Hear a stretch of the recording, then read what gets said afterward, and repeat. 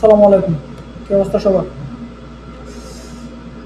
আসলে আপনাদেরকে একটা জিনিস শোনায় আগে। কানলে মানুষ কষ্টের আন্দাজ বুঝে না।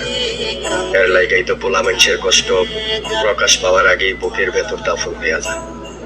তা না হলে পোলা মানুষ যদি মায়া মানুষের মতো চিল্লাইয়া কানতে পারতো, তাইলে তার কান্নার আওয়াজে পুরা পৃথিবী নীরব হইয়া যেত। চিল্লাইয়া না।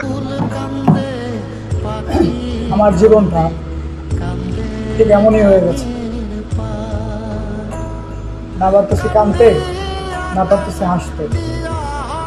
শুধু উপর উপর ঠিকঠাক ঠিকঠাক আছে, ভিতরটা কেমন আছে একমাত্র আমি আর আমার উপরওয়ালা জানি। বুঝছেন?